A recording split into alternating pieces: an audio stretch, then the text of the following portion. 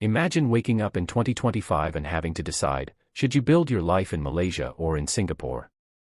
Both are just a causeway apart, yet they feel like two completely different worlds. One is known for its glittering skyline, strict rules, and lightning-fast lifestyle. The other, a land full of rich culture, incredible food, surprising growth, and a warmth that money simply can't buy. But which one truly offers a better life today? Now, before you jump to conclusions, let me share something surprising. Did you know Malaysia's cost of living is nearly 40 to 60% lower than Singapore's in most daily aspects? Rent, groceries, dining out, it all adds up. A family that needs $5,000 in Singapore can often live comfortably on just $2,500 to $3,000 in Malaysia. And yet, this lower cost doesn't mean lower quality of life. In fact, Malaysia is now ranking higher in certain happiness and work-life balance indexes compared to Singapore in 2025. That's already unexpected, isn't it? But hold on. What about salaries? Yes, Singapore's average income is still higher, but here's the twist: when you balance earnings with expenses, many Malaysians and even expats say they actually save more in Malaysia because life doesn't drain your wallet so fast.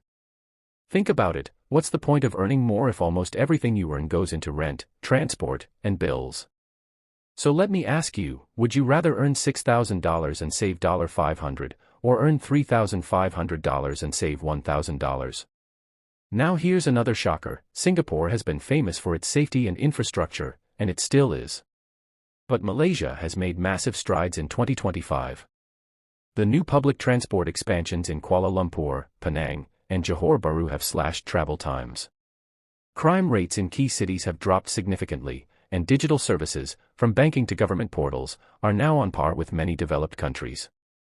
Malaysia is no longer the behind neighbor, it's catching up fast. Does that change your perspective a little? Let's talk lifestyle. In Singapore, everything is efficient, structured, and polished.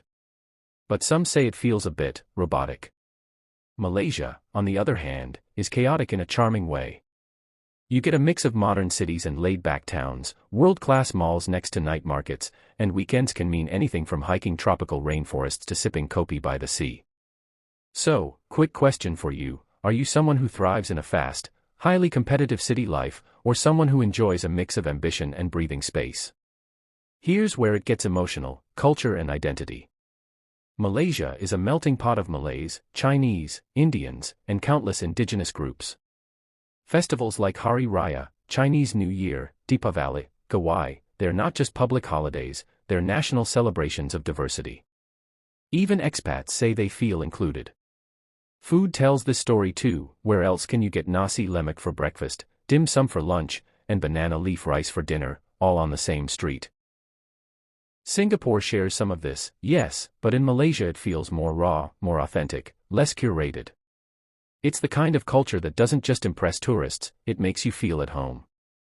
And here's a fact many overlook: Malaysia's education and healthcare in 2025 have seen serious upgrades. More international schools, improved government hospitals, and private medical care at a fraction of Singapore's cost.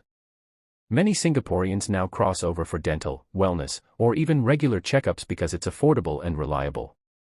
Isn't that interesting? People going the opposite way than you might expect.